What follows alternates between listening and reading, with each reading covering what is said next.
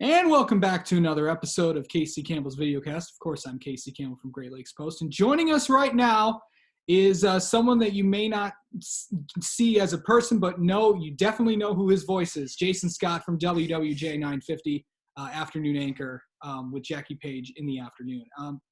Jason, how are you? Hey, I'm good. And you're too kind. Thanks for letting me do this with you. No problem.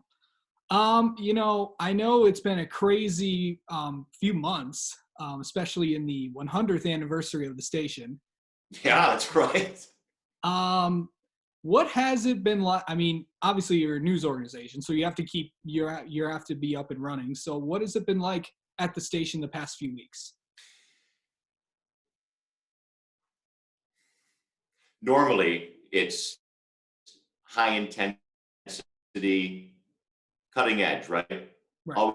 Always try to stay up front of the story. It has been that to the nth degree, but with a skeleton crew. The amount of people who aren't in the building and the amount of work that is being done is mind-boggling. Yeah. And it just shows you that maybe this is where society may be going, because it's not just us that's doing this, it's every business in town, right? But it has been, it's been intense, to say the least. Not only are you covering the big story that is the coronavirus, but these little localized, hyperized bits and pieces of how this is all playing its part on the local scene, on the state, regional, and then abroad.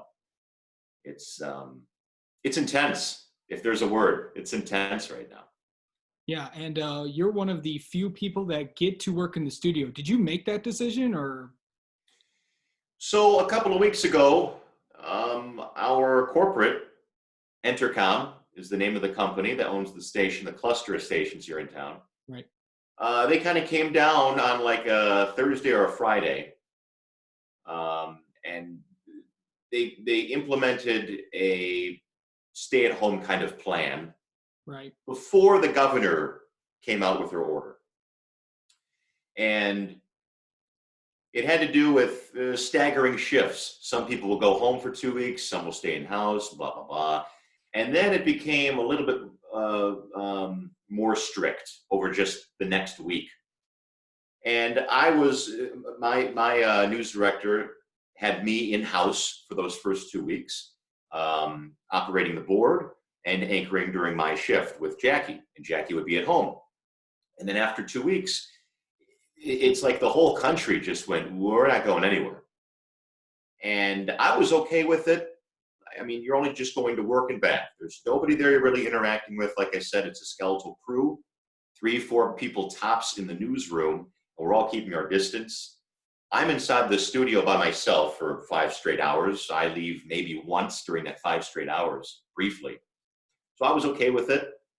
And that's kind of how it's been. We just never changed. We kind of had a discussion amongst many of us who are at home and who are in the house, in-house.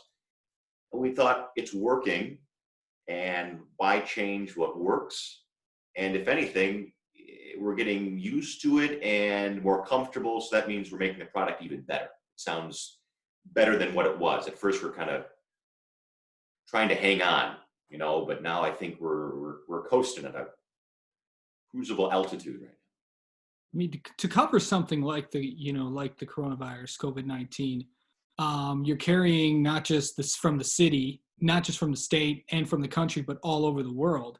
And there's such a big impact. Of course, the city of Detroit has definitely been impacted by this virus. And a few weeks ago, it was even considered a hotspot. Yeah, it's so funny, and not just COVID-19, but it's truly amazing how often the Detroit area is looped into or connected to major national or international stories. It happens. It happens, I mean, year in, year out. Something big happens and Detroit tends to be a part of it. And here we go again. So it's a hub for business in North America, not only North America, but also internationally. And I think because of that, you're seeing the eyes of the world look at, okay, New York, of course, law of large numbers, you're going to have a hot spot there, LA, Chicago, and then look at Detroit. You know what? It's not as big as it used to be, but look at where we're at. The economics of it, the societal issues that it faces, and it's all intertwined. The Motor City, man, that's hey. Yeah, it's something. I mean, it's something. When you look at, you know, you look at the stuff that with Mayor Duggan and then with Governor Whitmer, it's kind of. I mean, there's kind of sending. It's kind of similar where the message is going. Was right around that Southeast Michigan area. You have Detroit, Oakland, Macomb County, which a high density of people, and that's right in your backyard. So with those three counties, I'm really surprised that those three kind of been the ones that to really break out. And you're starting to see Genesee and Washington, maybe even Livingston do the same. What people are saying now is it's going to be rural America that is going to feel the brunt of the coronavirus over the next couple of weeks, as the major metropolitan areas have been experiencing this now for over a month. It only makes sense. And now restrictions are being eased, and people are going to travel and do things. And you know what? At the same time, you have to reopen eventually. Yeah. If you don't, you're going to shoot yourself in the foot economically. Right. Not just the state of Michigan, but the country in general. We're tiptoeing a fine line, but I think on the local level, I think Mayor Duggan, I think the county executives, I think the governor have been doing a stellar job at leading the residents that they represent, my opinion. Yeah. I mean, we're seeing, Gretchen Whitmer received praise for leading the state through this. And the thing is, I think what we saw on Friday, the big orders that, the landscaping, you can't travel between residences, and you can't buy like paint or garden centers. You can buy those things now. So it seems like it's the original order. Did you feel like they think she was pressured by the Senate and the House and maybe some of the residents? There's a couple of ways you can look at this. Pressured is one way to look at it. I think that's the surface level. That's the politics. On a greater scale, the next edition of the CARES Act was just signed by the president. And a part of that extra $500 billion was funding for the healthcare system across the country and the hospitals. Right. And on top of that, you have organizations on a regional, on a state, on a county level who are now helping out when it comes to local hospitals and healthcare networks.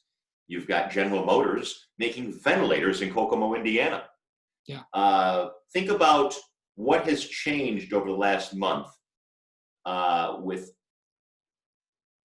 what organizations have done to change their efforts to this cause. So, having said that, you have from a national level to a local level, now all focusing on one issue, helping the cause. Yeah. That's why I think you could maybe pull some of those restrictions back. Is there pressure from the other side of the aisle? Of course, there's going to be pressure from the other side of the aisle. That's been the case for a couple of weeks now. As I felt like the politics returned after about 2.5 solid weeks of the order in place. Yeah. I felt like spring kind of sprung, kind of got a little warmer here in Southeast Michigan. People started going, well, I want to go outside. I want to, and I think people became used to what they were doing for 2 weeks. But that's just, I guess I look at it from all angles and how it's playing out. Again, I think the governor's doing the right thing. I think she is. Oh yeah. I think it's going to be interesting in the next few months, especially next week, a big day. I was talking to somebody else about this. April 30th is a huge day in this state, is going to be, because that's the day that the state of emergency is going to expire. She has said that she needs that extended. Right. Now, the Senate and House, that's going to be interesting. So what happens if the state of emergency is not extended? If you can, I don't know if you would know what would happen. So just on Friday, there was a new committee that was formed by the GOP. And its main intent was to rein in the powers of the governor. Right. Because the legislature wants more input on handling the crisis. And the governor needs the legislature to extend the order. Your guess is as good as mine. Yeah. But at the same time, I think the residents are acting a little differently.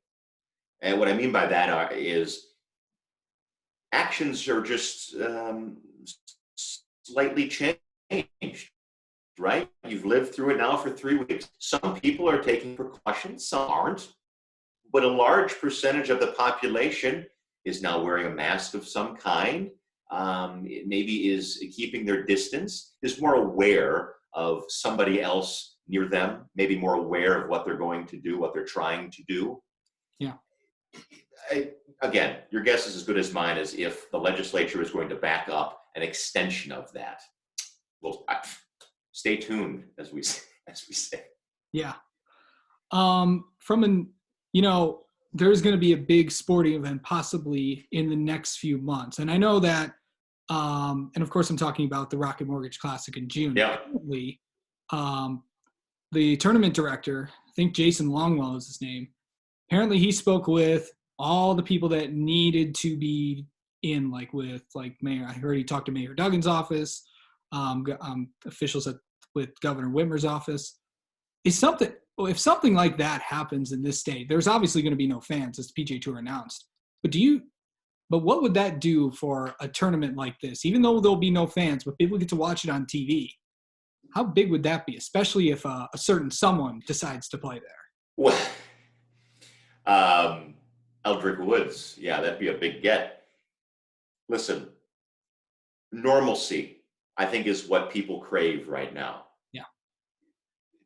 The first night of the NFL draft, the ratings were up 13% over last year. If that doesn't tell you what people are craving, I don't know what does. I received dozens of text messages at noon on Friday asking if I wanted to play golf on Saturday or Sunday. And I said, I already have plans. Sorry, my plans are not golf. But people want to get back to normal, and I think sport is going to help do that. No fans, I guess you can't attend. But if it's televised, that means normalcy is kind of starting to creep back into the lexicon that is your television habit, viewing habits, right? They must have gone through the ringer to get this okay. Yeah. Jay Farner of Rocket Mortgage. And he came out when it went public in the statement. He said this was the hardest decision we've ever made at the company. I just thought, wow, that's impressive to say yes or no to a golf tournament. But it really does matter, because think about, fans are one thing, but to put on a tournament of that size, not in a tournament, how about just an event of that size, the amount of people who are coming in from outside of the area. I mean, let's go back. We're lucky that we didn't have an auto show in January. Yeah, I was just about to ask that. Just imagine, in January, there are people getting sick in January. People always get sick in January. In fact, there's kind of an inside joke about the auto show is that you leave and you get a cold because you were amongst so many people from across North America and the world, right? So if you've got the inklings of a pandemic